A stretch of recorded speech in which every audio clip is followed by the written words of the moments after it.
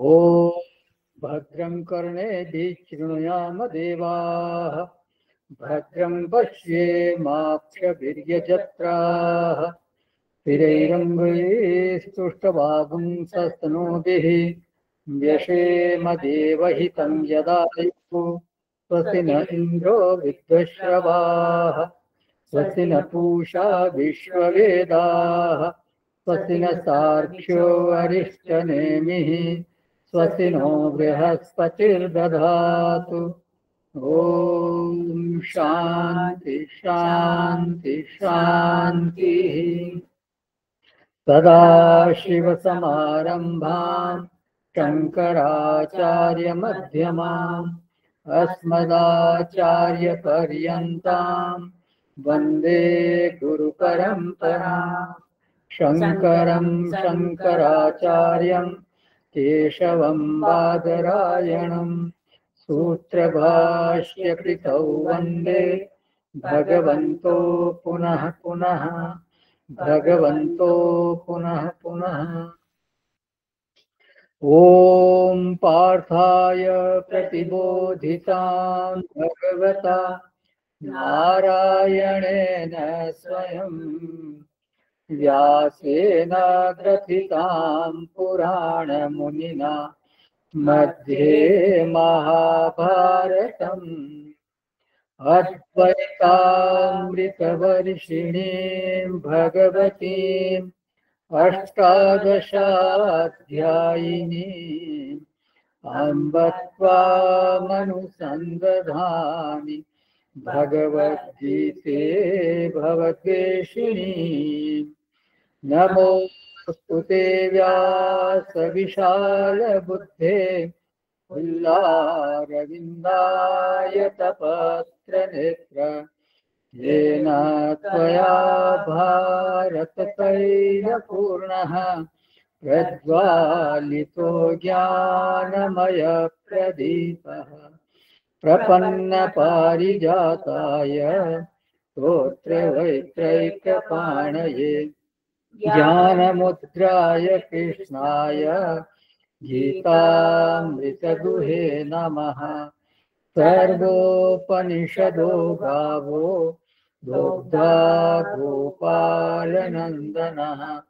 पार्थो वत्सः सुधीर्भोक्ता दुग्धं गीतामृतं महत्। वसुदेवसुतं देवं कंसचाणूरमर्दनं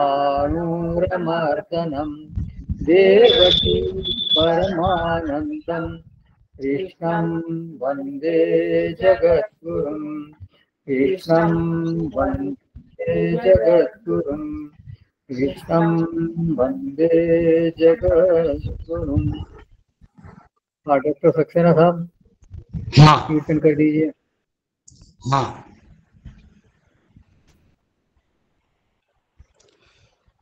जय जय श्यामा जय जय श्याम जय जय श्री वृंदावन धाम। जय जय श्यामा जय जय श्याम जय जय श्री वृंदावन धाम। जय जय श्यामा जय जय श्याम जय जय श्री वृंदावन धाम।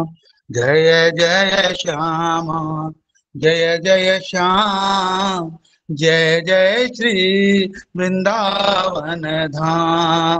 प्यारी प्यारी श्यामा प्यारे प्यारे श्याम जय जय श्री वृंदावन धाम। जय जय श्यामा जय जय श्याम जय जय श्यामा जय जय श्याम जय जय श्री वृंदावन धाम। जय जय श्री वृंदावन धाम। जय जय श्यामा जय जय श्याम जय जय श्री वृंदावन धाम। प्यारो प्यारो श्यामा, प्यारी प्यारी श्याम, प्यारो श्री वृंदावन धाम। जय जय श्यामा, जय जय श्याम, जय जय श्री वृंदावन धाम। हरि ओम तत्सत। थैंक यू डॉक्टर साहब।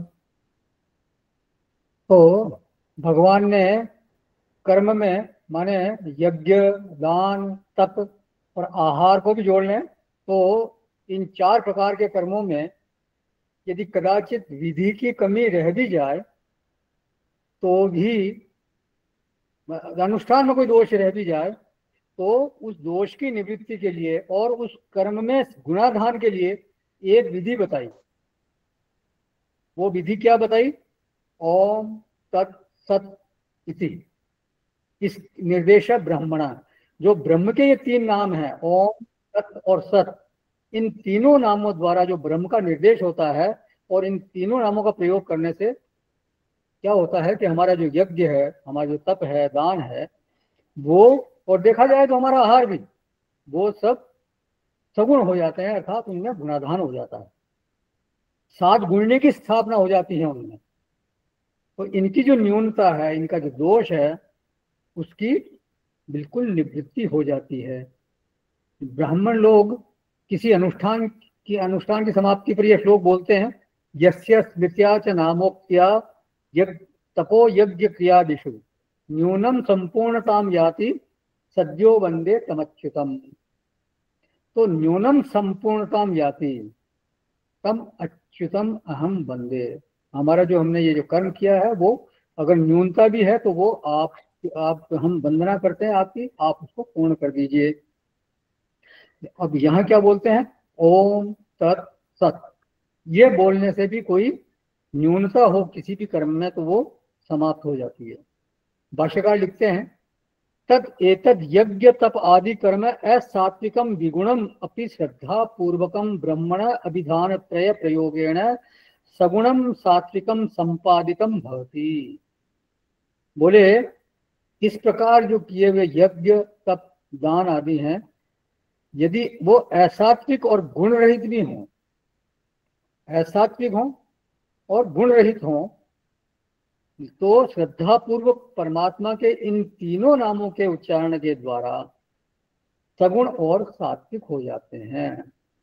अगर ये 3 नाम, चाहे ओम बोल दिया जाए या सत बोल दिया जाए या तत् बोल दिया जाए, ये में कोई भी नाम बोल दिया जाए, तो वो जो भी कर्म किया है वो उसमें 7 गुण आ जाएगा, उसमें कोई न्यूनता होगी वो समाप्त हो जाएगी।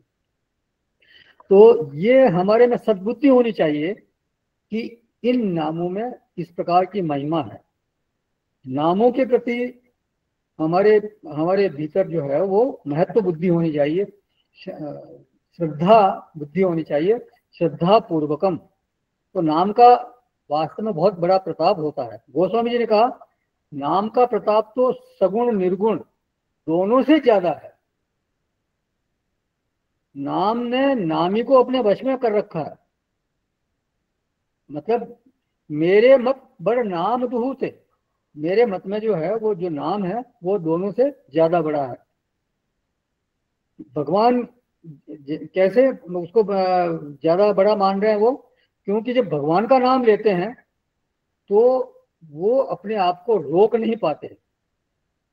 अपने नाम जो कोई उनका नाम लेता है तो उस अपने नाम लेने वाले की तरफ वो एक बार देखते हैं कि कौन है भाई, कौन मेरा नाम ले रहा है। भाई किसी भी व्यक्ति को हम पुकारते हैं, जैसे कोई आसपास जा रहा हो, देखा नहीं, आपने उसको देख लिया और आपने उसको पुकारा, अजी रमेश जी, तो अगर रमेश जी जा रहे होंगे तो वो तुरंत देखेंगे भाई मेरा नाम किसने पुकारा। तो उसी प्रकार से जब भगवान का नाम लिया जाता है तो भगवान भी उधर कभी न कभी तो देखेंगे ही देखेंगे कि मेरा नाम कौन पुकार रहा है। तो भगवान जो है वो नाम के वश में है। माने नाम ने एक तरह से उनको बाध्य कर दिया कि उधर देखो, वो नाम के वश में है। ये नाम की सामर्थ्य है। मानो कि भगवान में नाम लेने वाले की उपेक्षा करने की सामर्थ्य नहीं है, एक बार उनको शायद देखना ही पड़ेगा। तो ये नाम की बहुत बड़ी महिमा है। लेकिन होना चाहिए, शर्त उसमें यही है कि वो श्रद्धा पूर्वकम।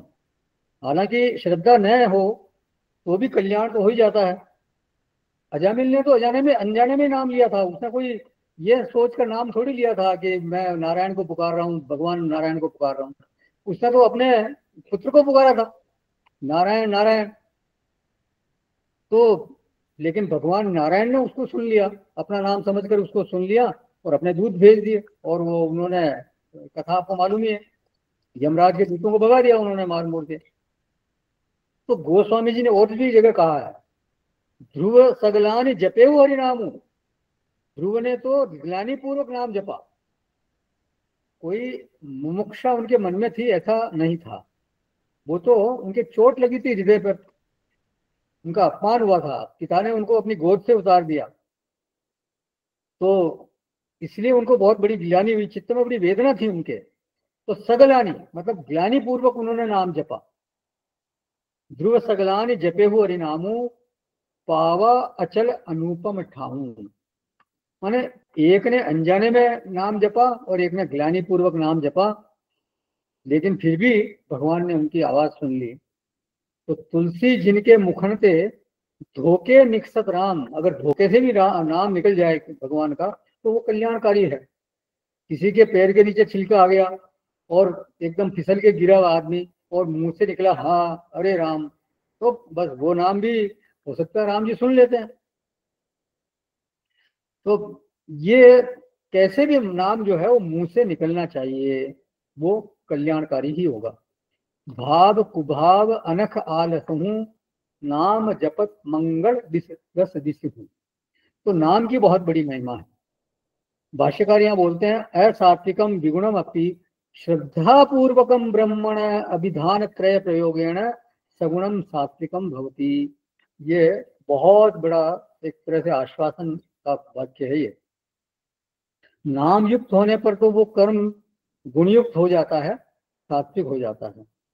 विगुणम सगुणम भवति, असात्विकम सात्विकम भवति। अगर वो असात्विक है तो भी वो सात्विक हो जाएगा नाम लेने मात्र से। और कोई कमी रह गई हो, कोई न्यूनता रह गई हो, वो भी पूरी हो जाएगी। संपादितम संपादितम भवति। कथम भवति? अभिधान त्रयम प्रयोगेण। तो ये तीन नाम बताए परमात्मा ने, इनके उच्चारण मात्र से असात्विकम सात्विकम भवति, अगुणम सगुणम भवति, संपादितम भवति।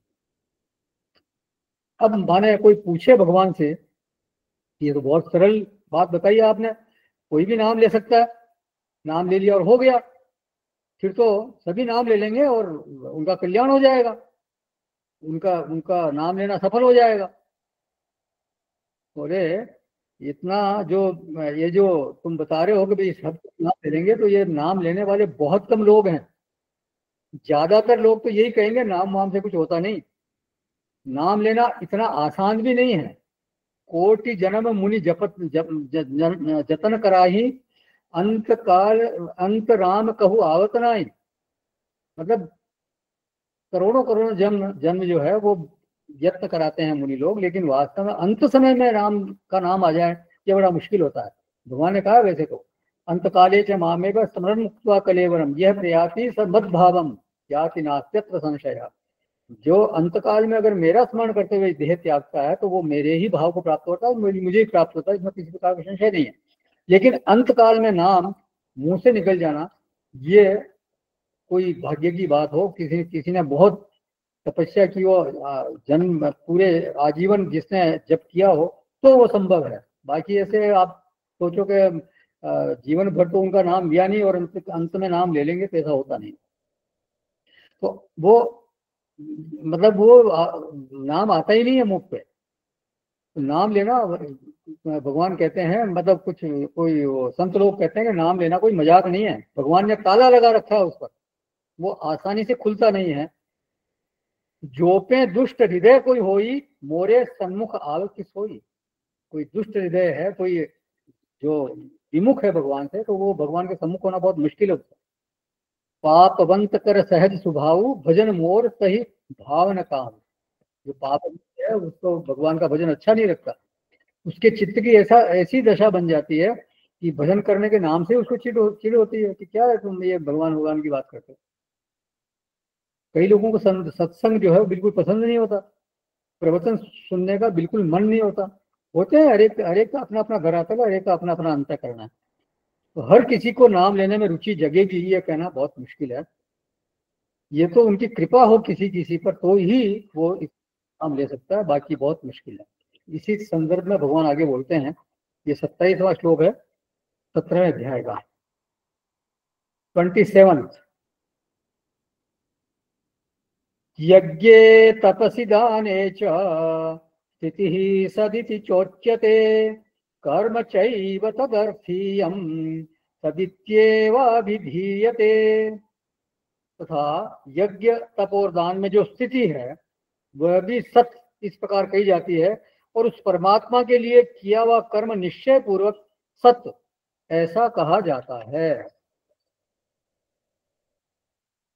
तो यज्ञ तपसि दाने च, भगवान यहाँ 3 नाम ले रहे हैं। और यज्ञ दान और तप तो है ही है, आहार को भी साथ में लें तो 4 हो जाएंगे। तो इन चारों की उपलक्षणा से जीवन की सारी प्रवृत्तियां उसमें समाहित हो गई, ऐसा समझ लेना चाहिए। आहार मतलब लेते हैं, दान मतलब देन, यज्ञ माने भगवत अर्पित कर्म, और तप मतलब कर्मानुष्ठान के मार्ग में आने वाले कष्ट। तो शरीर का, वाणी का, मन का संयम वो तप है। तो तप के बिना तो कोई यज्ञानुष्ठान हो ही नहीं सकता, तप के बिना दान भी संभव नहीं है, और तो और तप के बिना ठीक से आहार भी नहीं हो सकता। असंयम से तो आहार बिगड़ जाएगा आपका, मतलब सब आपका हाजमा बिगड़ जाएगा, आपका शरीर बिगड़ जाएगा। तो हर जगह तप की जरूरत है। इसमें रामचरितमानस में कहा ना, तप आधार सब सृष्टि भवानी। ये जो पूरी सृष्टि है इसका आधार वास्तव में तप ही है। ब्रह्मा जी ने सृष्टि की रचना की, वो तप के द्वारा ही सृष्टि की रचना की है। तो इन 4 की उपलक्षणा से जीवन की सारी प्रवृत्तियों को मान लेना चाहिए। आहार, यज्ञ, तप और दान, इन 4 शब्दों का तात्पर्य यह है कि जीवन की सारी प्रवृत्तियां सात्विक रहनी चाहिए। तो जब कहते हैं ओम तत् सत, इनके साथ जोड़ो, तो इनका अभिप्राय क्या है कि हमारी सारी प्रवृत्तियों में या तो ओम हो, या तत् हो, या सत का नाम शामिल होना चाहिए। तो बोलते हैं ये जो प्रवृत्तियां हो रही है, इनमें अगर कोई स्थिति है, इनमें कोई स्थायित्व है, इनमें कोई स्वत्व है, तो परमात्मा का सत नाम वहां सार्थक हो रहा है। स्थिति माने स्थायित्व, तो वहां इसका मतलब परमात्मा का नाम सार्थक हो रहा है। सत इति उच्यते, तो परमात्मा का सत नाम वहां सार्थक हो गया। यज्ञ तपसी दाने च स्थिति ही, स्थिति को ही कहा जा रहा है सत इति, मतलब वो कर्म की स्थिति हो गई, मतलब वो सत है। किसमें स्थिति? यज्ञ तपसी दाने च या स्थिति, उसको मतलब उसी को सत बोलेंगे। और इतना ही नहीं, यज्ञ दान तप के अलावा कर्म च एव, कौन सा कर्म? तदर्थीयम कर्म, उनके निमित्त से, परमात्मा के निमित्त से किया हुआ कर्म, वो सारे कर्म नहीं, मतलब कर्म को थोड़ा यहाँ विशेषित कर दिया। जो परमात्मा के निमित्त से कर्म किया गया है तदर्थीयम, वो कर्म भी सत कहा जाएगा। भगवान भाष्यकार ने लिखा यहाँ पे ईश्वरार्थीयम इति एतद, जो ईश्वरार्थ कर्म है, तो वो इसके लिए पहले भी भगवान 3रे अध्याय में बोल चुके हैं। तदर्थम कर्म कौन थे? ये मुक्त संघर्ष समाचार है, उनके निमित्त से कर्म करो। तो ये जो ईश्वर के निमित्त से कर्म किया गया है, यज्ञ किया गया है, दान किया गया है, तप किया गया है, वो सत्य है, मतलब वो अगर ईश्वर के निमित्त से किया गया कर्म है वो सत्य है, और यज्ञ दान तप अगर इनमें स्थिति है अर्थात उसमें सत्य आपने जोड़ दिया तो वो सत्य की स्थिति है, मतलब वो सत्कर्म है। तो उनमें जो स्थिति है वो सत्व है, उनमें जो वजन तुमको दिखाई देता है तो मानो कि परमात्मा की सद्रूपता वहां पर प्रकाशित हो गई, परमात्मा की सद्रूपता वहां प्रकट हो गई। देखिए वैसे तो परमात्मा सद्रूप से सब जगह है, वो सजीव में भी है निर्जीव में भी है, कोई भी ऐसी वस्तु या व्यक्ति या स्थिति या घटना या कुछ भी परिस्थिति नहीं है जहाँ की परमात्मा नहीं है। मत्तः परतरम नान्यत् किंचित् अस्ति, भगवान ने कहा है। तो सब जगह परमात्मा सद्रूप से तो हर जगह विद्यमान है, मतलब लेकिन उनकी सद्रूपता को जाहिर करने वाला कोई कोई ही होता है। हर जगह उनकी सद्रूपता प्रकट करने, हर जगह में मुझे सद्रूपता प्रकट हो ऐसा जरूरी नहीं है। जैसे जब हमने कोई यज्ञ किया तो उसमें परमात्मा की सद्रूपता जाहिर हो गई, उनका ऐश्वर्य प्रकट हुआ। परमात्मा सर्वांग सुंदर है, लेकिन जब हम किसी कर्म में सौंदर्य उत्पन्न करते हैं, अपने आसपास खूबसूरती पैदा करते हैं, कमरे में, लान में, बगीचे में, अपने आसपास कपड़ों में, हमने हर एक में जहाँ अपने रहन सहन में, अपने हाव भाव में हम खूबसूरती पैदा करते हैं तो मानो वहां परमात्मा सद्रूप से जाहिर हो रहे हैं। लेकिन यदि आसपास गंदगी बिखरी हो, हमारा चेहरा लटका हुआ हो, मतलब मुद्रा दोष हो, हमारे काम में बदसूरती हो, हमारे बोलने में, चलने फिरने में, हमारे हाव भाव में हीनता झलकती हो, तो वहां परमात्मा की सद्रूपता का अनुभव करना थोड़ा मुश्किल हो जाता है। देखिए परमात्मा सद्रूप से सब जगह है, सुंदरता में तो वो है ही है, ऐसा थोड़ी वो गंदगी में नहीं है। कोई गंदी वस्तु है तो वहां भी परमात्मा ही है। जब जब परमात्मा सब जगह है इसका मतलब गंदगी में भी तो वही है, लेकिन गंदगी में उनको अनुभव कर लेना ये हर किसी के लिए संभव होता नहीं। वो तो कोई ज्ञानी महापुरुष हो, कोई ऐसे जिनको दृष्टि वैसी प्राप्त हो गई हो, वही उसको अनुभव कर सकते हैं। तो हमारा जीवन उनके सौंदर्य के प्राकट्य का माध्यम बनना चाहिए, ये हमारी साधना बननी चाहिए कि हम अपने आचरण में, अपने परिवेश में, अपने आसपास, अपने शरीर के भी, मतलब अपने शरीर को स्वच्छ रखें, वस्त्रों को स्वच्छ रखें, अपने आसपास कमरे को स्वच्छ रखें, अपने घर को स्वच्छ रखें, और अपने वाणी में मधुरता लाएं। हर चीज में हमारे एक ऐसा सौंदर्य प्रकट होना चाहिए, एक मधुरता प्रकट होनी चाहिए। किसी की मेधा शक्ति, विचार शक्ति को देख करके परमात्मा की सर्वज्ञता की याद आनी चाहिए कि बोले जब ये मनुष्य होकर के इतने प्रखर मेधा वाले हैं तो परमात्मा कितने बड़ी मेधा वाले होंगे, उनकी मेधा के कोई आर पार नहीं, और छोर नहीं है। जाके बल लव ले सके जिते उचरा झर झारी, तो वो तो उनका हल्के से बल के कण मात्र से रावण जो है उसने सारे दुनिया को जीत रखा था। ऐसी मेधा शक्ति बहुत से उनमें होती है। कहते हैं कि विवेकानंद जो थे उनको एक बार पढ़ लेते थे वो तो पूरी किताब याद हो जाती थी। तो ऐसी मेधा शक्ति वाले बहुत अनेक महापुरुष हुए हैं। तो परमात्मा की जो सर्वज्ञता है उसका विचार हमारे को आना चाहिए। तो जो स्थिति है वो सद है। वैसे देखा जाए तो सब कुछ सद ही है, लेकिन परमात्मा का सत नाम वहां विशेष रूप से सार्थक हो रहा है। और किसमें स्थिति? यज्ञ, तपस्वी, दाने आदि तदर्थीयम कर्म में, उनके निमित्त से जो किए गए कर्म है उनमें। कर्म चैव तदर्थीयम सदित्येव अभिधीयते। तो सदिति ये उच्चारण हो, ये नाम बोला जाए सत। स्थिति अगर है, सदरूप प्रकट हो रहा है, स्थिति यदि मतलब सदरूप वहां प्रकट हो रहा है तो इसका मतलब परमात्मा वहां है। स्थिति यदि न्यून भी है और सद शब्द बोल दिया तो वो जो न्यूनता है वो भी समाप्त हो जाएगी। ये सत शब्द बहुत ही विलक्षण है।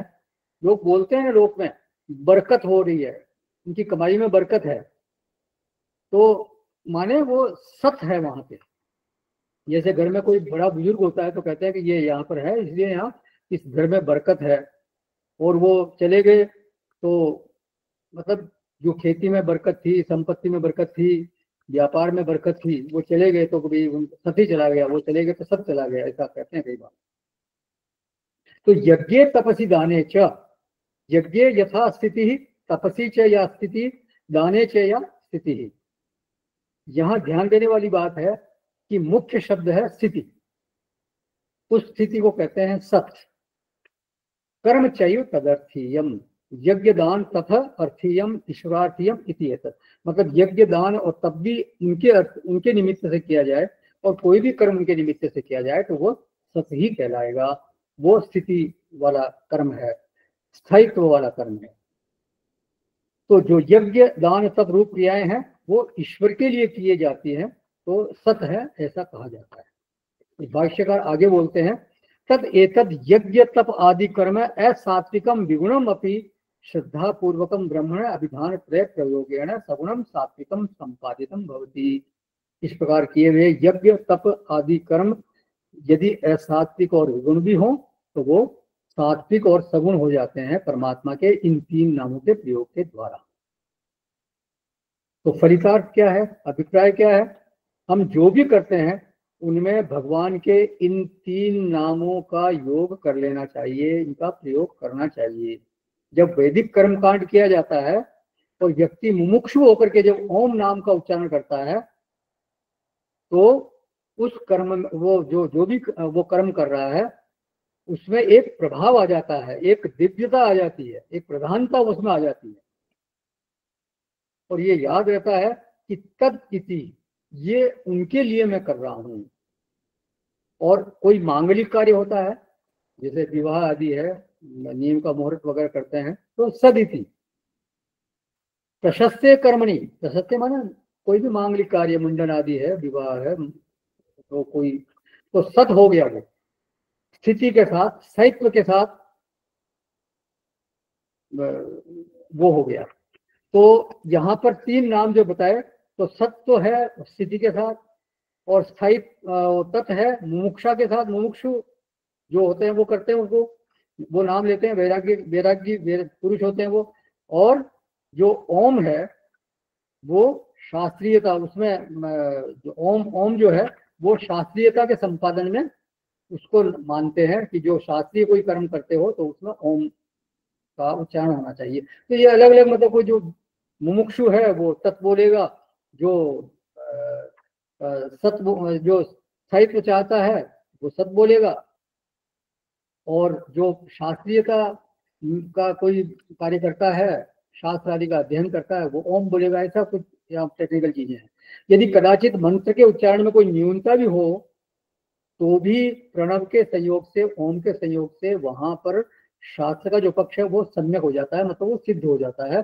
इसमें उसमें किसी प्रकार की न्यूनता नहीं रहती। तो ओम तत्सत, ये ब्रह्मवादी नाम, मोक्षकांक्षी भी है, जो मोक्ष को चाहने वाले हैं उनके द्वारा उच्चारण किए जाने वाले ये नाम है। इनमें किसी भी कार्य में शोभनता आ जाती है, पूर्णता आ जाती है, साद्गुण्य आ जाता है। कोई विवाह का कार्यक्रम हो, कोई मांगलिक कार्यक्रम हो रहा हो, मुंडन संस्कार आदि हो रहा हो, घर में किसी प्रकार का उत्सव हो, तो उनमें सब कुछ सुंदर सुंदर होना चाहिए, उसमें स्थायित्व होना चाहिए, माने उसका फल स्थायी होना चाहिए। विवाह जो है वो, उसमें ये नहीं हो कि भाई विवाह किया और महीने भर बाद ही तलाक की अर्जी लगा दी, ऐसा नहीं होना चाहिए। स्थायित्व होना चाहिए। घर की नींव आप डाल रहे हो तो घर को आप सही रखना चाहोगे, घर में 2-4 साल में ही वो टूट जाए ऐसा थोड़ी चाहोगे। तो उसमें स्थायित्व के लिए, वो उसमें सद्भाव आ जाए, ऐसे करने के लिए आपको इन तीन नामों का उच्चारण करना चाहिए। तो किसी भी कार्य को करते समय उसको उत्कृष्ट बनाने के लिए एक बहुत ही सरल उपाय भगवान ने यहाँ बताया। अब अंत में क्या बोलते हैं, पहले श्लोक से इसको मिलाना चाहिए। अर्जुन ने पूछा था, ये शास्त्र विधिम उत्सृज्य यजन्ते श्रद्धयान्विताः। ये कॉम्बिनेशन बनाया था अर्जुन ने कि वो शास्त्र विधि का पालन मान ही हो रहा है लेकिन श्रद्धा पूरी है। लेकिन अब अंत में भगवान ने जो है वो विधि का तो नाम लिया ही नहीं। क्या बोला उन्होंने कि वो जो अश्रद्धा वाला मनुष्य है उसकी क्या गति होती है ये बताते हैं। ये 27वां श्लोक से के संबंध में किसी का कोई प्रश्न है क्या? नहीं तो ये अंतिम श्लोक में हम प्रवेश करेंगे। 28वां श्लोक है ये, 17वें अध्याय का 28वां श्लोक है ये। अश्रद्धया हुतम दत्तम तपस्तप्तं कृतं च यत् असदित्युच्यते पार्थ न च तत्प्रेत्य नो इह। हे अर्जुन, बिना श्रद्धा के किया हुआ हवन, दिया हुआ दान एवं तपा हुआ तप और जो कुछ भी किया हुआ कर्म है वह समस्त असत इस प्रकार कहा जाता है, इसलिए वह न तो इस लोक में लाभदायक होता है और न मरने के बाद भी वो लाभदायक नहीं होता। तो अश्रद्धया, अर्जुन सुनो कि जो अश्रद्धा वाला मनुष्य है, अर्जुन ने तो कहा था ना कि श्रद्धया अन्विता, लेकिन अब मैं तुम्हारे को गति बताता हूं कि वो जो पुरुष है जो श्रद्धा से रहित है उसकी मैं बात बता रहा हूं। भगवान यहाँ 4 शब्द दे रहे हैं, अश्रद्धया हुतम, अश्रद्धया दत्तम, अश्रद्धया तपः तप्तम, और ये तो 3 हो गए, और चौथा है अश्रद्धया प्रीतम। प्रीतम शब्द का अर्थ भाष्यकार करते हैं स्तुति नमस्कार आदि। जैसे मंदिर में अथवा किसी प्रसंग विशेष में कोई स्तुति कर दी, अथवा बड़ों के सामने या मंदिर में नमस्कार किया, लेकिन वो स्तुति की या वो जो नमस्कार किया वो केवल शरीर से किया, मन से नहीं किया, मतलब श्रद्धा नहीं है वहां पर, अश्रद्धा पूर्वकम।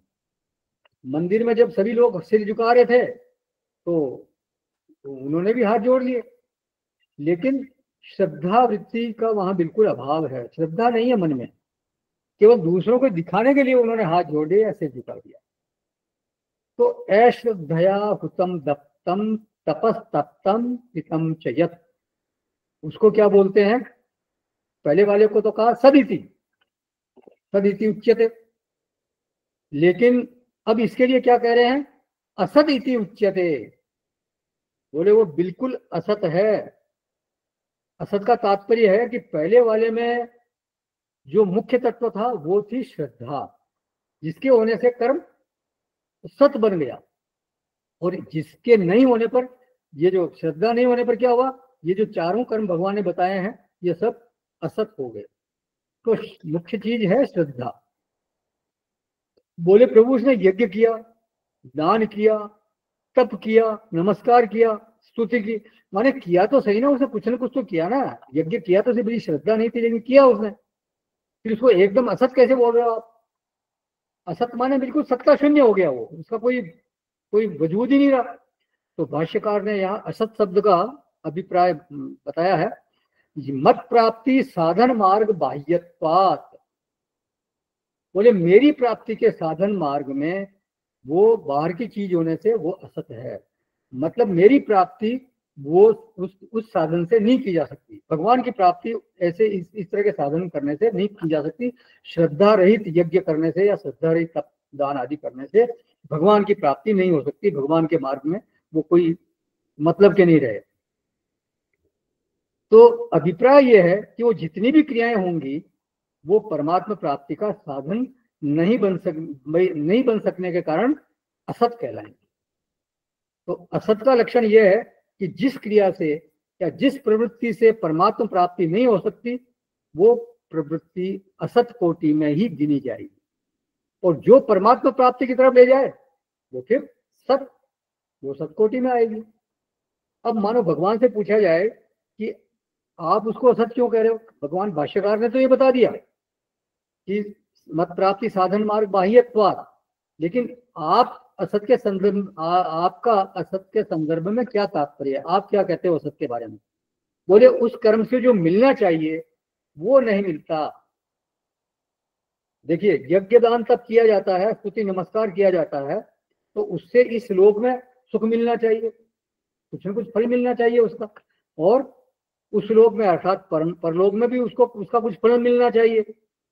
तो कहीं तो सुख मिलना चाहिए, चाहे परलोक में न भी मिले तो यहाँ तो कुछ न कुछ उसका फल मिलना चाहिए। तो चूंकि वो कर्म कोई गति प्रदान करने में समर्थ नहीं हो रहा है, वो प्रभावी नहीं है, वो न यहाँ इस लोक में प्रभावी है न उस लोक में प्रभावी है, तो उसका परिणाम क्या हुआ? 0, निल, कोई परिणाम नहीं मिलेगा उसका। तो अब मानो किसी को अश्रद्धा से प्रणाम करते हैं, सामने वाला भी जानता है कि इसमें मेरे प्रति श्रद्धा नहीं है, माने कोई आचार्य को प्रणाम किया, गुरु को प्रणाम किया, उनके प्रति श्रद्धा नहीं है और आपने प्रणाम कर दिया, तो सामने वाले भी समझ जाते हैं इसका भाव क्या है। तो वो जो प्रणाम का फल निकलना चाहिए कि उनके मन में वात्सल्य का प्रकटन हो जाए या हमारे प्रति अनुग्रह का भाव आ जाए उनके मन में, वो होता नहीं है। स्निग्धता का भाव आ जाए, वो होता नहीं वहां पे, बल्कि उल्टे उनके चित्त में ये भाव आता है कि ये जो है ये इस तरह से दंभ पूर्वक नमस्कार कर रहा है, केवल दिखावे के लिए नमस्कार कर रहा है, ये तो न नमस्कार करे तो ही अच्छा है। तो नमस्कार करने का कोई फल वहां मिला नहीं। तो न तत्प्रेत्य नो इह, न तो उसका अदृष्ट फल बनता है और न उसका दृष्ट फल बनता है। मतलब दृष्ट मतलब इस लोक में भी उसका कोई फल नहीं है और परलोक में भी अदृष्ट फल उसका कुछ मिलता नहीं। तो फल रहित होने के कारण भगवान उसको बोल रहे हैं असत इति उच्यते। तो अंतिम श्लोक में भगवान ने बिल्कुल श्रद्धा पर बहुत ज्यादा जोर दिया है। इसलिए जो भी हम कर्म करें, यज्ञ करें, तप करें, दान करें या कोई भी क्रिया करें, वो भगवान के निमित्त होनी चाहिए और वो श्रद्धा पूर्वक होनी चाहिए। ये बहुत बहुत ही महत्वपूर्ण बात है। अश्रद्धा के कारण जो है वो चीजें बिल्कुल असतवत हो जाती हैं, उनका कोई फल मिलता नहीं, किसी प्रकार का उनका कोई अर्थ रहता नहीं। तो ये भगवान का वचन है कि वो श्रद्धा पूर्वक ही होना चाहिए। अब ये पूरे हो गए श्लोक। एक बार इस अध्याय का हम पुनरावलोकन कर लेते हैं, संक्षेप में एक बार दोबारा उसको देख लेते हैं। इस 28वें श्लोक से संबंधित किसी का कोई प्रश्न है या कुछ ऐड करना है इसमें? नहीं तो इसका संक्षेप हम देखेंगे अध्याय का। तो 17वें अध्याय का जो पहला श्लोक है उसमें अर्जुन बोलते हैं, उनका एक प्रश्न है कि ये शास्त्र विधि मुत्सृज्य श्रद्धया अन्वितः यजन्ते तेषां निष्ठा तु का। प्रश्न उनका यह है कि जो शास्त्र विधि को आप पालन नहीं कर पा रहे हैं लेकिन श्रद्धा पूरी है, श्रद्धा पूर्वक वो कर्म करते हैं, तो उनकी निष्ठा किस प्रकार की है? वो सात्विक है, राजसिक है या तामसिक है? तो भगवान इसका उत्तर देते हैं, त्रिविधा भवति श्रद्धा। अर्जुन, जिस श्रद्धा के बारे में तुम पूछ रहे हो पहले मैं उसको समझा देता हूं। श्रद्धा 3 प्रकार की होती है, सात्विक, राजसी और तामसी। और उस श्रद्धा का हेतु क्या है? पूर्वार्जित स्वभावजा, ऐसा बोला ना, त्रिविधा भवति श्रद्धा देहिनाम स्वभावजा। तो ये जो पूर्व अर्जित स्वभाव है श्रद्धा का, वो श्रद्धा के स्वरूप को तय करता है। मतलब जो स्वभाव जिस तरह का व्यक्ति का होता है उसी तरह की उसकी श्रद्धा की स्थिति बनती है अभी तक। तो श्रद्धा में हेतु क्या बना? पूर्व अर्जित स्वभाव अथवा पूर्व अर्जित वासना कह लो, उनको पूर्व अर्जित संस्कार कह लीजिए। तो उस वासना के अनुसार फिर व्यक्ति की रुचि बनती है, रुचि के अनुसार साधन बुद्धि बनती है, और साधन बुद्धि जहां होती है, जिसमें होती है, उसी को व्यक्ति फिर श्रद्धेय मानता है। तो जो सबसे बड़ी लिंग है वो है श्रद्धेय। मतलब श्रद्धेय जो है वो उसको उसकी पहचान हो गई अगर किसी की, तो भाई इसका श्रद्धेय ये है, तो उसके पहचान से, उस श्रद्धेय की पहचान से फिर उसकी श्रद्धा उसमें किस प्रकार की श्रद्धा है उसकी पहचान हो जाएगी। तो सद्बुद्धि किसमें हो गई? उस श्रद्धेय में। तो सबसे पहले तो हुआ श्रद्धेय, फिर उस श्रद्धेय में साधन बुद्धि, और जैसी साधन बुद्धि उसी प्रकार की रुचि उसकी है, और उस रुचि के अनुसार ही उसकी श्रद्धा है, ऐसा पता चल जाएगा। और उस श्रद्धा के अनुसार उसका स्वभाव कैसा है ये उस व्यक्ति का मालूम पड़ जाएगा। तो लिंग है श्रद्धेय, जिसमें उसकी साधन बुद्धि है, और उस लिंग से रुचि और रुचि से वासना का फिर पता चल जाता है, उसका ज्ञान हो जाता है। फिर अगले श्लोक में भगवान बोलते हैं, सत्वानुरूपा सर्वस्य श्रद्धा भवति। सबकी श्रद्धा का निर्माण उनके अंतःकरण के अनुरूप होता है। और अंतःकरण की स्थिति अंतःकरण की जो स्थिति है वो 2 चीजों पर निर्भर करती है, एक तो पूर्वार्जित वासना और दूसरे पूर्वार्जित त्रिगुण की स्थिति। जो पूर्वार्जित त्रिगुण जैसी जिसके पास है उसी हिसाब से उसका अंतःकरण का निर्माण होगा। तो इन 2 चीजों को मिला करके अंतःकरण की स्थिति बनती है। तो गुण माने त्रिगुण, सत्वगुण, रजोगुण और तमोगुण। तो आगे जो है वो गुणों की भाषा में ही फिर व्याख्या पूरे अध्याय में चलती है, केवल वासना की भाषा में व्याख्या नहीं है। बार बार सात्विक राजसिक तामसिक यही तो बोलते हैं भगवान।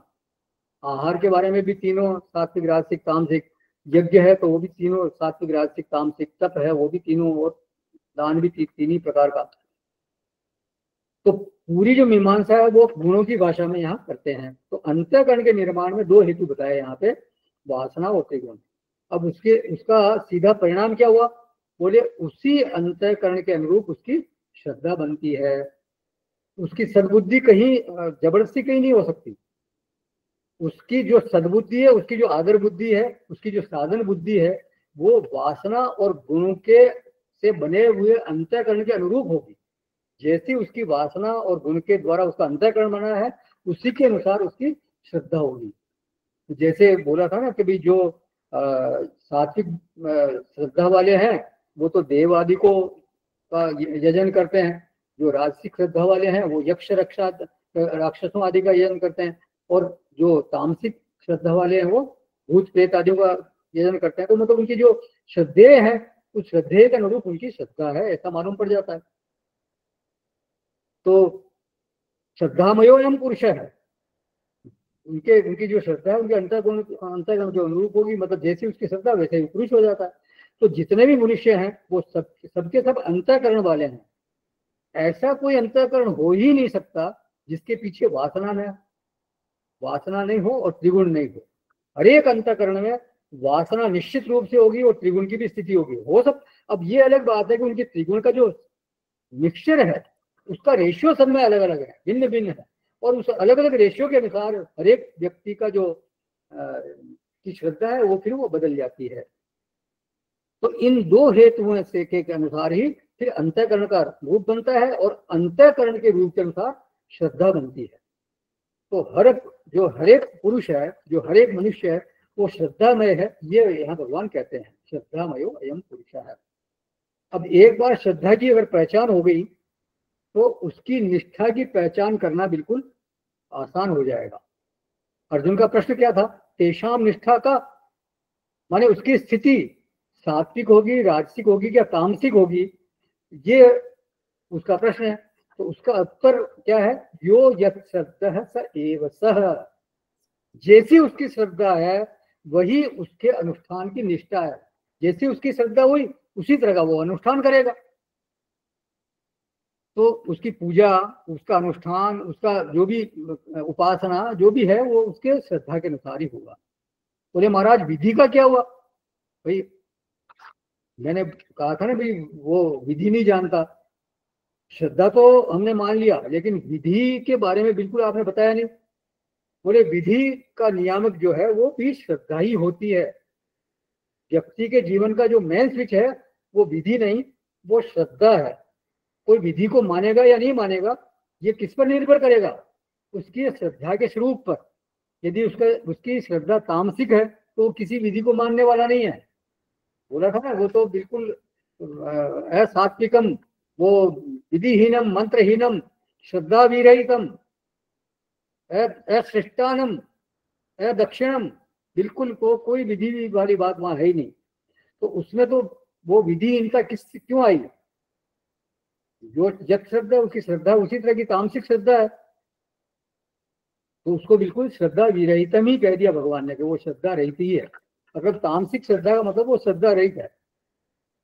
अब इसमें एक प्रश्न हो सकता है, पहले भगवान बोलते हैं श्रद्धामयो यम पुरुष है, तो वो जो श्रद्धा विरहितम कैसे हो गया? आपने कहा था ना कि ये श्रद्धा जैसी श्रद्धा वैसा पुरुष, इसका मतलब तामसी भी श्रद्धा तो होती होगी, तो फिर आप श्रद्धा विरहित क्यों बोल रहे हो?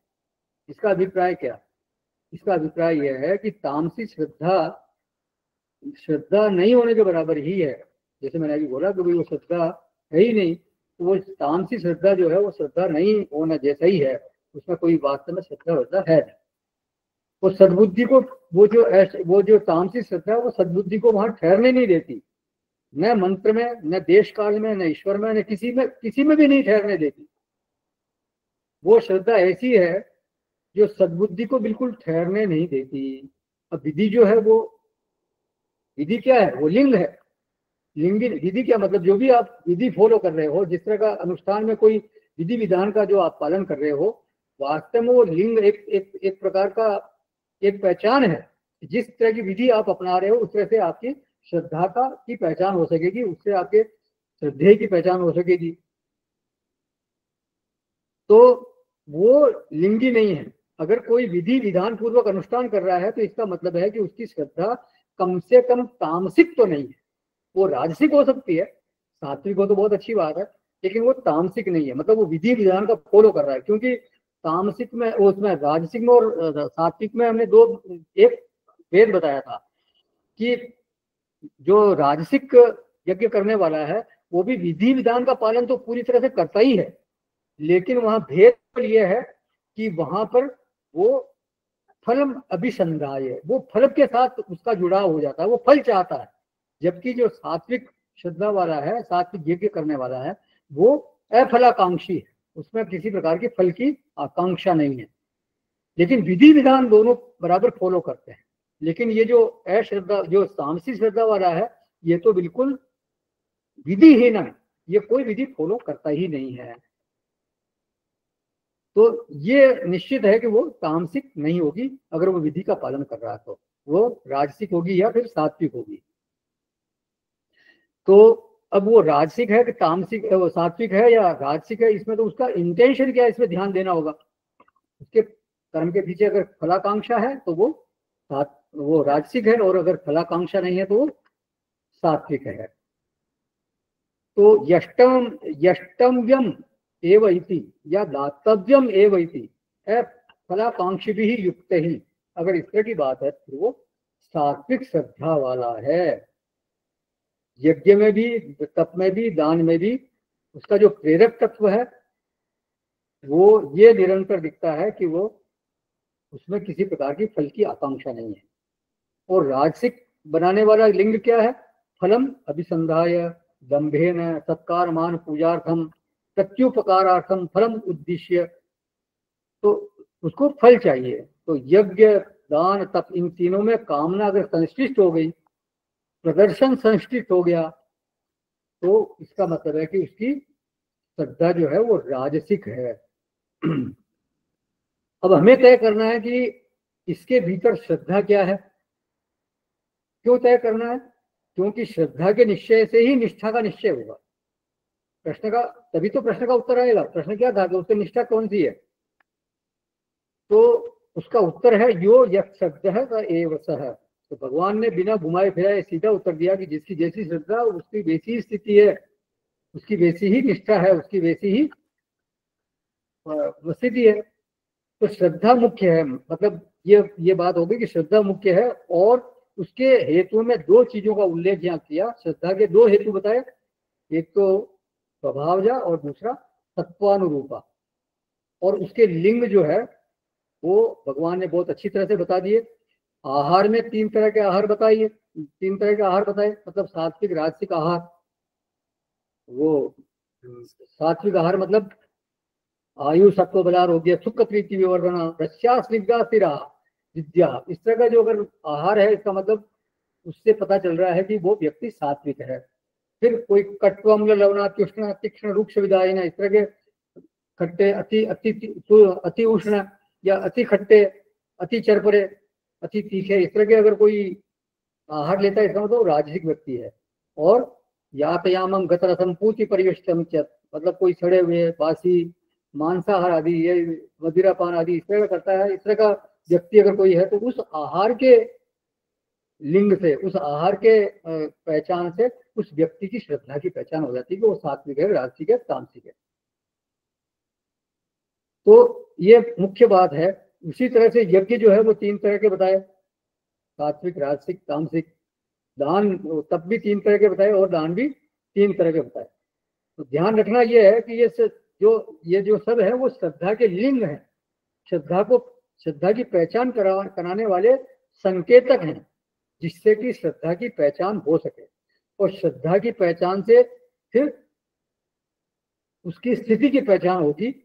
और उसमें यदि किसी प्रकार की न्यूनता है, सुधार की आवश्यकता है, तो उसमें फिर अपेक्षित सुधार किया जा सके। मतलब आपने उसके आहार आदि के, यज्ञ आदि के या तप और दान आदि के जो आचरण जो जिस तरह का किया, उससे उसकी श्रद्धा की पहचान कर ली। यहाँ अपने आप में ये अपने पर ध्यान रखना है इस बात का कि मेरी क्या स्थिति है, मैं किस तरह का आहार पसंद करता हूँ, मैं किस तरह का यज्ञ करता हूँ या किस तरह का दान करता हूँ, किस तरह का तप करता हूँ। कहीं मेरे में ऐसा तो नहीं है कि बहुत ज्यादा फल की आकांक्षा के कारण मैं दान कर रहा हूँ, या मेरा आहार कोई राजसिक तो नहीं है, तामसिक तो नहीं है। अगर इस तरह का है तो उनको सुधार करने की आवश्यकता है, ये करना चाहिए। तो निगमन क्या है? भगवान ने निगमन क्या किया कि अर्जुन, क्योंकि श्रद्धा के अनुसार ही अनुष्ठान की निष्ठा होती है, इसलिए अश्रद्धया हुतम दत्तम, यदि मेन स्विच ही गायब है, मानी श्रद्धा ही गायब है, अश्रद्धया हुतम दत्तम तपस तप्तम कृतम चयत असत इति, उसमें कोई, वो बिल्कुल असत है, उसमें कोई प्रभावोत्पादकता बिल्कुल नहीं है, और वो उसमें फल देने की सामर्थ्य नहीं है। न च इह न तत्प्रेत्य, न तो इस लोक में न उस लोक में, मतलब वो बिल्कुल फलदायी होती नहीं है। और भाष्यकार को साथ में अगर यहाँ जोड़े तो मत प्राप्ति साधन मार्ग बाह्यत्वात्, मेरी प्राप्ति के साधन मार्ग से वो बाहर की चीज होगी, मतलब भगवान की प्राप्ति उसके द्वारा हो नहीं सकती। तो प्रश्न हो गया, उत्तर हो गया, लिंग लिंगी हो गया, लिंग के अनुसार श्रद्धा के, मतलब श्रद्धा के अनुसार फिर अनुष्ठान की निष्ठा हो गई। तो ये सारी बातें हो गई। अब एक विषय इसमें और छिपा है। इस पूरी मीमांसा को समझाते हुए भगवान ने आहार, यज्ञ, दान, तप, इन चारों का गुणों के साथ संबंध दिखाया है। क्योंकि जो अगर यज्ञ करते, जो आहार लेते हो वो सात्विक, राजसिक, तामसिक है, यज्ञ है वो सात्विक, राजसिक, तामसिक है, तप भी उसी तरह से 3 तरह के हैं, और दान भी 3 तरह के हैं। ये गुणों के साथ उनका संबंध दिखाया, और इस संबंध को दिखाने में ही एक सूत्र हमारे हाथ में रखता है कि गुणों का संचालन कैसे किया जाए। तो गुणों से संबंध और उनका संचालन दोनों का वर्णन इस अध्याय में हुआ है। आहार, यज्ञ, तप, दान, इन चारों का गुणों के साथ संबंध ये पहले हमारे को ठीक करना चाहिए, और फिर इन चारों के द्वारा गुणों का संचालन कैसे करना ये हमारे को जानना चाहिए।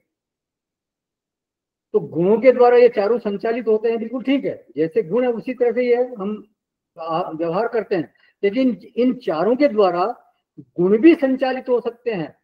हमारे आहार के द्वारा हम अपने गुणों को ठीक कर सकते हैं, यज्ञ के द्वारा, तप के द्वारा और दान के द्वारा हम अपने गुणों को ठीक कर सकते हैं, और इसी को हमारे को सीखना है।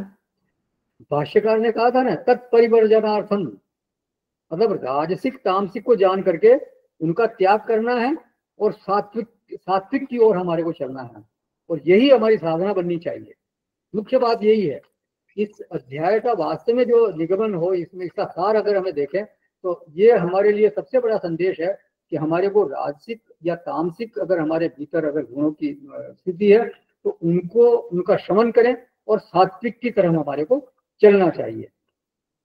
और उसके लिए फिर क्या है, सबसे पहला जो साधन बनना चाहिए वो है हमारे को हमारे आहार को सही करना चाहिए। आहार मतलब सात्विक आहार ही हमारे को लेने का प्रयास होना चाहिए, चाहे हमारी रुचि राजसिक आहार की हो, चाहे हमारी रुचि तामसिक आहार की हो। लेकिन अगर हम उस आहार को, तामसिक और सात्विक आहार को छोड़ करके सात्विक आहार लेना शुरू करेंगे तो धीरे धीरे हमारे भीतर सत्व गुण की वृद्धि होने लगेगी, और जब गुण सत्व प्रधान होंगे तो श्रद्धा भी फिर सात्विक होती जाएगी धीरे धीरे।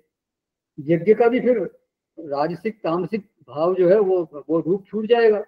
उसी तरह से तप और दान भी राजसिक तामसिक अगर है तो उनको सात्विक बनाने की चेष्टा हमारे को करनी चाहिए। तो ये ऑपरेशन एरिया इस तरह का है हमारा। जब गुण सात्विक होंगे तो श्रद्धा सात्विक होगी, और श्रद्धा सात्विक हो जाएगी तो फिर ये चारों जो है वो सात्विक अपने आप ही ऑटोमेटिकली हो जाएंगे। तो ये दो पहलू जो है वो 17वें अध्याय के हमारे को हमने देखे। लिंगानुसार लिंगी का निश्चय, और लिंगी जैसा है वैसी कर्म के अनुष्ठान की निष्ठा। मतलब लिंगी कौन? श्रद्धेय, श्रद्धेय के अनुसार हमारी श्रद्धा, और श्रद्धा के अनुसार ही फिर अनुष्ठान की स्थिति। इसमें ध्यान रखने वाली बात यह है कि लिंग के अनुसार लिंगी की पहचान हो रही है। मतलब आहार के अनुसार श्रद्धा की पहचान, वो हमारे गुणों की पहचान हुई, और उसी के अनुसार फिर, या हमने जिसकी पूजा की, मतलब अगर हमने देवताओं की पूजा की, इसका मतलब क्या हुआ कि हमारी श्रद्धा सात्विक है। हमने अगर यक्षों की पूजा की, राक्षसों की पूजा की, इसका मतलब हमारी श्रद्धा राजसिक है। प्रेत भूत गणों की पूजा करते हैं, प्रेत आदि का साधते हैं कई लोग, तो इसका मतलब उनकी श्रद्धा तामसिक है। तो उस लिंगी के अनुसार, वो लिंग के अनुसार लिंगी की पहचान हो रही है। तो इस पूरे अध्याय में जो साधना का पक्ष है वो है गुणों का संचालन। इन चारों लिंगों के माध्यम से गुणों का संचालन संभव है। सत्व गुण को बढ़ाने की हमारे को कोशिश करनी चाहिए, एक साधक को निश्चित रूप से करनी चाहिए। और एक बार गुणों की स्थिति सात्विक बन गई तो फिर श्रद्धा भी सात्विक बन जाएगी। फिर तीसरा पहलू क्या है, वो है नाम की महिमा। 17वें अध्याय में भगवान ने एक अद्भुत विषय प्रतिपादित किया है यहाँ पर, और वो विषय है नाम महिमा। उसे सादगुण्य स्थापित करने का विधान भी कहा जा सकता है।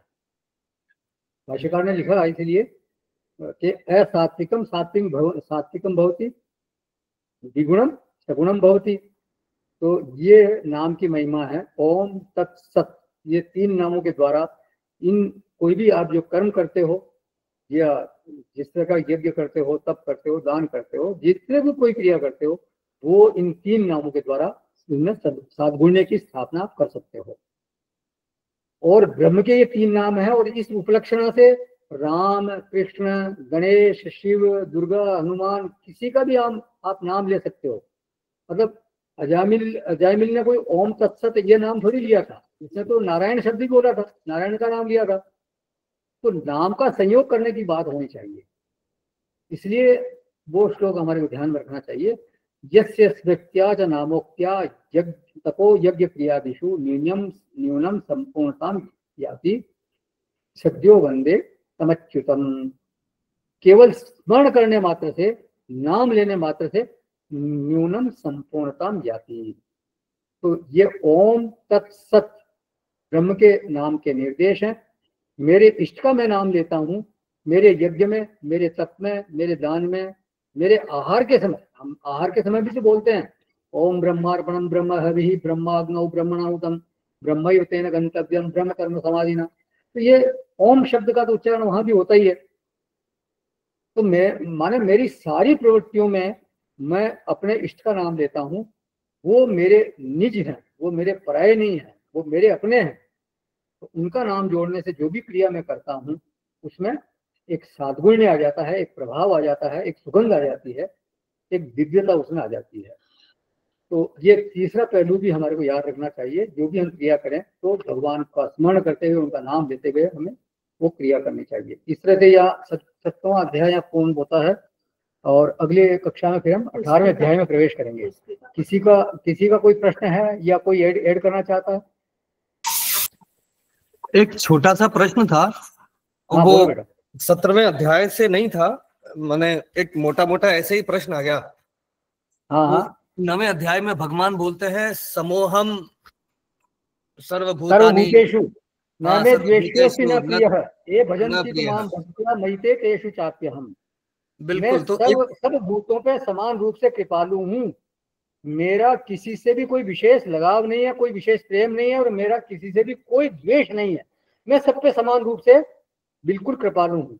लेकिन ये भजन्ति मां भक्त्या, जो मेरा भक्ति पूर्वक भजन करता है तो वो मुझको प्रिय है और मैं उसको प्रिय हूँ। बिल्कुल। अब ये है, इसमें एक मोटा मोटा उदाहरण ये समझ लो कि अग्नि जल रही है, तो अग्नि के जो पास में जाएगा, उसके सम्मुख होगा, उसको ताप भी मिलेगा, प्रकाश भी मिलेगा। जो अग्नि से विमुख होगा, जो उससे दूर होगा, उसको न ताप मिलेगा न उसको प्रकाश मिलेगा। तो परमात्मा तो सबके प्रति समान है। जो उनके सम्मुख होगा उनको वो प्रिय नजर आएंगे, और वो भक्त भी उनको प्रिय इसलिए कि कोई वो उनका भजन करता है। बाकी ये हमारे धरातल की बात है, हमारे धरातल के ऊपर भगवान कह रहे हैं कि मैं उनको प्रिय होता हूँ और वो मेरे प्रिय हैं। बाकी भगवान तो जो है वो तो बिल्कुल वास्तव में वो वहां किसी प्रकार का कोई न किसी से द्वेष न किसी से राग, कोई नहीं, कुछ नहीं। ये बात पक्की है। ठीक है, तो ये सत्य में अध्याय पूर्ण हुआ, इसकी मैं पुष्पिका पढ़ देता हूँ। ओम तत्सत इति श्रीमद्भगवद्गीतासु उपनिषत्सु ब्रह्म विद्यायां योग शास्त्रे श्रीकृष्णार्जुन संवादे विभाग योगो नाम सप्तदशोऽध्यायः। ओम श्री कृष्णाय समर्पयामि। ओम पूर्णमदः पूर्णमादाय पूर्णमेवावशिष्यते। हरि ओम।